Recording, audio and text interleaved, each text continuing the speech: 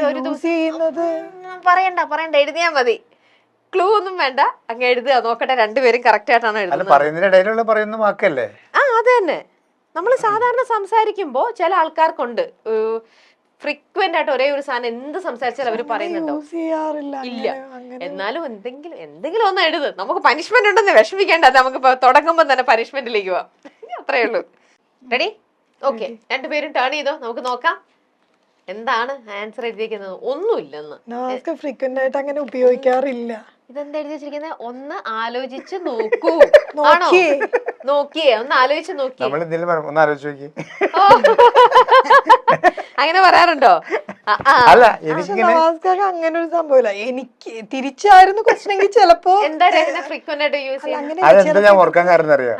ഞാനിങ്ങനെ ചില സിറ്റുവേഷനില് ഇപ്പൊ പിള്ളേരെന്തെങ്കിലും കാര്യങ്ങളും മറ്റേ സംഭവം ഒന്ന് ആലോചിച്ച് നോക്കി എന്ന് പറയല്ലോ. അത് കഴിഞ്ഞ് കല്യാണം കഴിഞ്ഞ് കുറെ നാളെ ഇത് തിരിച്ചിങ്ങടെ അടിക്കാൻ തുടങ്ങി. ഒന്ന് ആലോചിച്ച് നോക്കിയത്. അത് നമ്മുടെ ചില സാധനങ്ങൾ അങ്ങനെ കിട്ടും.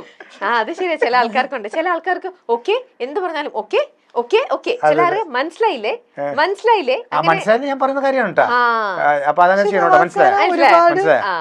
ചില ആൾക്കാർ ഒരുപാട് സംസാരിക്കില്ല. അപ്പൊ അതുകൊണ്ട് തന്നെ നമുക്ക് ഒരു വാക്കുകളും നമുക്കിങ്ങനെ റിപ്പീറ്റഡ് ആയിട്ട് തോന്നില്ല, ബോറടിക്കില്ല. ഇപ്പൊ നവാസ്ക എന്ന് പറഞ്ഞല്ലോ, അതുകൊണ്ടാണ് എന്റെ മനസ്സിൽ കിടക്കുന്ന ചില സാധനം ഞാൻ പറയുമ്പോ എനിക്ക് അത് ഓർത്ത് വെക്കണം എന്നില്ല. അങ്ങനെയൊന്നും ഇല്ല.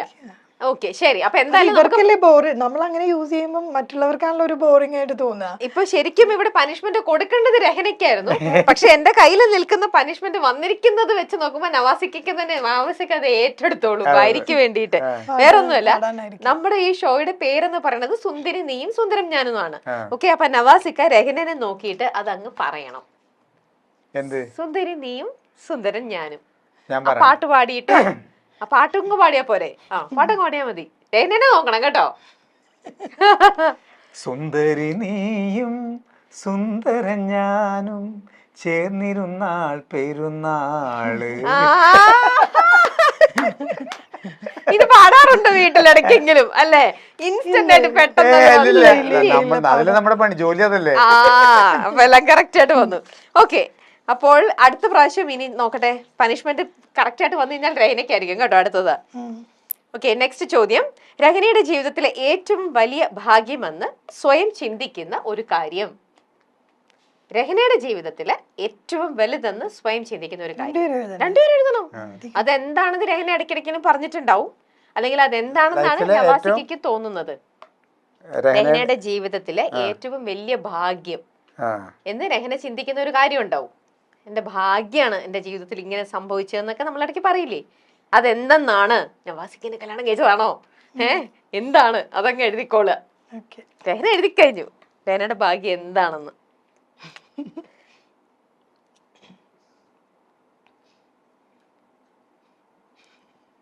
കുറച്ച് വലുപ്പത്തിൽ എഴുതണേ. പൊരുത്തമുള്ളവര് പൊരുത്തില്ലാതെ പൊരുത്തില്ലാത്തവര് ഇവിടെ പൊരുത്തമായിട്ട് പോവും. എന്താണ് നവാസിക്ക എഴുതിയത്?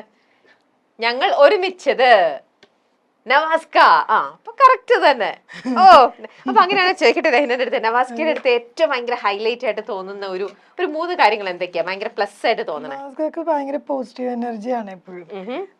പെട്ടെന്നൊന്നും ദേഷ്യമൊന്നും വരില്ല. ഭയങ്കര കൂളാണ്. അപ്പൊ വീട്ടിലെപ്പോഴും ഒരു സമാധാനപരമായ അന്തരീക്ഷമാണ് ആഗ്രഹിക്കുന്ന ഒരാളാണ്. അപ്പൊ നിങ്ങളുടെ കൂടെ പിന്നെയും ചുണ്ടി എടുക്കുന്നത് രഹനയാണോ? അല്ല, അത് അങ്ങനെയല്ല. ഇത് വരാറില്ല. അതന്നെ ഞാൻ പറഞ്ഞു. അതായത് ഞാൻ ദേഷ്യപ്പെടാതിന്റെ കാര്യം, എനിക്ക് ഒരു കാര്യം എന്റെ അടുത്തേക്ക് വരാറില്ല. കുട്ടികൾ മുഴുവൻ പോണത് ഞാൻ അടുത്തേക്കാണല്ലോ. അതായത് അവർ ക്ലാസ് കഴിഞ്ഞ് വന്ന് പഠിപ്പിക്കുന്നത്, അവരുടെ മറ്റുള്ള സംഭവങ്ങൾ, സ്കൂളിൽ എന്തെങ്കിലും വിഷയം അത് സോൾവ് ചെയ്യണത്, അവരെന്തെങ്കിലും ആവശ്യപ്പെട്ടു എന്നെ കൊണ്ട് ഉള്ള ആവശ്യങ്ങൾ കൈകാര്യം ചെയ്യുന്നത് എല്ലാം ഇരിക്കുന്ന ആള് ഓക്കെ മക്കളെ എന്ന് പറഞ്ഞിരിക്കില്ലല്ലോ. കാരണം അവരുടെ പ്രായത്തിൽ അവരുടെ ബുദ്ധിക്ക് അനുസരിച്ച് അവര് പറയുന്ന കാര്യങ്ങൾ പറയുന്നത് അക്സെപ്റ്റ് ചെയ്യാൻ പറ്റാത്തായിരിക്കാം. അപ്പൊ എനിക്ക് ഭയങ്കര കൂളായിട്ട്. അപ്പൊ ഇതൊന്നും ഞാൻ അറിയുന്നില്ല. ഞാൻ എന്തെങ്കിലും പെടേണ്ടതിന്റെ ആവശ്യം എന്താ? അപ്പൊ നവാസിക്ക അങ്ങനെ ഒരുപാട് നല്ല പോസിറ്റീവ് ആയിട്ടുള്ള കാര്യങ്ങൾ പറഞ്ഞു. ഒരു മോശമായിട്ടുള്ള ഒരു കാര്യം പറഞ്ഞ നവാസിക്കയുടെ നവാസ്ക എല്ലാ കാര്യവും അക്സെപ്റ്റ് ചെയ്യും വേണം. പിന്നെ ആരെങ്കിലും എന്തെങ്കിലും പറഞ്ഞാൽ ഇതൊന്നും ഫീൽ ചെയ്യുന്നില്ല. ഫീൽ ചെയ്യില്ല എന്ന് പറഞ്ഞാൽ എല്ലാത്തിനെയും പോസിറ്റീവായിട്ട് കാണും, ഒരു വിഷമത്തിലേക്ക് പോകില്ല. അപ്പം അതെനിക്കൊരു നെഗറ്റീവായിട്ടും തോന്നാറുണ്ട്, പോസിറ്റീവായിട്ടും തോന്നാറുണ്ട്. കാര്യം ചില കാര്യങ്ങൾ നമ്മൾ വിഷമിക്കണമല്ലോ, അത് അങ്ങനെയല്ല. അതെന്താ വിഷമിക്കാത്തതിനോ? അത് നല്ലതായിട്ടേ കാണുള്ളൂ. ഇനി നമ്മള് വിഷമിപ്പിക്കണ്ടെന്ന് വെച്ചിട്ടാണെന്ന് അറിയില്ല. ഓക്കെ, നേരെ തിരിച്ചു ചോദിച്ചാലോ നവാസിക്ക് രഹനയുടെ എന്താ തോന്നണത്? പ്ലസും മൈനസും എന്താ? പെട്ടെന്ന് പറഞ്ഞു. നല്ല കുറ്റം എഴുതി വെച്ചു. അയ്യോ, നോക്കട്ടെ രഹനയുടെ ഏറ്റവും നല്ല പ്ലസ് കാര്യം എന്താ? രഹനയുടെ പ്ലസ് കാര്യം എന്ന് പറഞ്ഞാല് എത്ര തിരക്കിലാണെങ്കിലും ഇപ്പൊ നമുക്ക് ഭയങ്കര ടയർഡാന്ന് വിചാരിക്കും, നമ്മള് ഭയങ്കര ടയർഡാണെങ്കിലും എന്തെങ്കിലും ജോലി ചെയ്തുകൊണ്ടിരിക്കും. അപ്പം നമ്മൾ പുറത്ത് പോയി വന്നു, അതിലിപ്പോൾ ഇന്നിപ്പോൾ ചെയ്യേണ്ടത് എന്തെങ്കിലും മാറ്റി വെച്ച കാര്യം ഉണ്ടാവും. ക്ഷീണം എന്നുള്ള സംഭവം നമ്മൾ പകല് കണ്ട, പക്ഷെ രാത്രി എവിടെ പോയി കിടന്ന് ഉറങ്ങാന്ന് പറയാൻ പറ്റില്ല. അതായത് തലക്കടിച്ച പോലെ കിടക്കും. പക്ഷേ ഈ പകൽ സമയത്ത് റെസ്റ്റ് ഇല്ലാതെ പക്ഷെ നമുക്കിപ്പോൾ നമ്മൾ ഭക്ഷണം കഴിച്ചു കഴിഞ്ഞപ്പോൾ ഒന്ന് മയങ്ങാം. ഉച്ചയ്ക്ക് ഒരു സമയത്ത് ഫ്രീ ആണെങ്കിൽ മയങ്ങാന്നിരിക്കുന്ന സമയത്തും വേറെ എന്തെങ്കിലും പണി ചെയ്തുകൊണ്ടിരിക്കും, വല്ല പൊടിയൊക്കെ എടുത്ത് കലക്കിക്കൊണ്ടിരിക്കുന്നുണ്ടാവും. മനസ്സിലാകുന്നുണ്ട്. അപ്പം തന്നെ കുട്ടികൾ ക്ലാസ് കഴിഞ്ഞ് വന്നു കഴിഞ്ഞാൽ നേരെ പ്രയറും സംഭവമൊക്കെ കഴിഞ്ഞാൽ അവരുടെ കൂടെ ഇരുന്ന് മറ്റു കാര്യങ്ങൾ ചെയ്യും. ഈ സമയത്തൊക്കെ എന്ന് പറഞ്ഞാൽ ഒരു 15 മിനിറ്റിലും കണ്ണടച്ചില്ലെങ്കിൽ നമുക്കറിയാം രാവിലെ മറ്റുള്ള ജോലിയൊക്കെ കഴിഞ്ഞിട്ടാണല്ലോ ഈ സംഭവം നിൽക്കുന്നത്. അതാണ് പോസിറ്റീവായിട്ടുള്ള. നെഗറ്റീവായിട്ടുള്ള കാര്യം എന്ന് പറഞ്ഞാൽ നമ്മൾ കിടന്നുറങ്ങുമല്ലോ, നമ്മൾ തോണ്ടിക്കൊണ്ടിരിക്കും.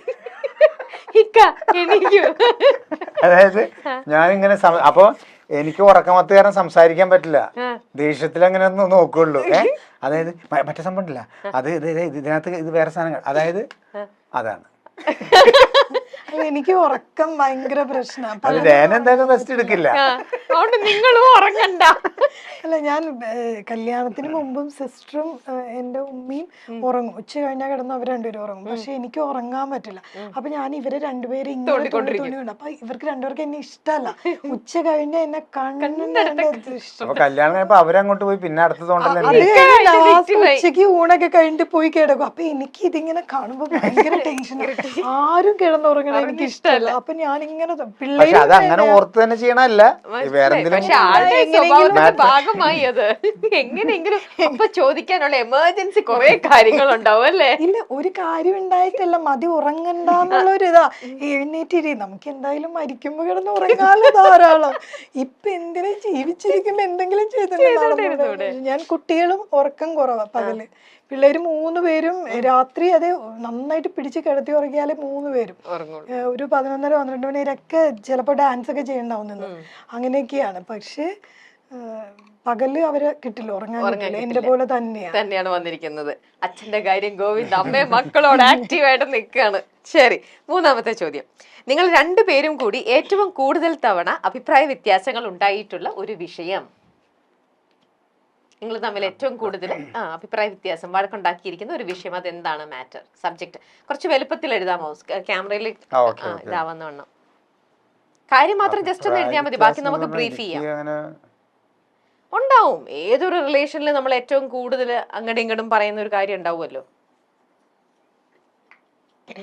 അയ്യോ, നിങ്ങൾ കറക്റ്റ് ആൻസർ പറഞ്ഞില്ലേ? ഇത് ആപ്പിൾ തരാം. 2ാമത്തെ ആൻസർ കറക്റ്റ് ആയിരുന്നു. ഇതും കൂടെ പറഞ്ഞു കഴിഞ്ഞിട്ടാട്ടെ ആപ്പിൾ തരാം.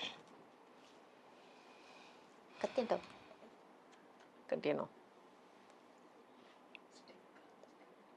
അത്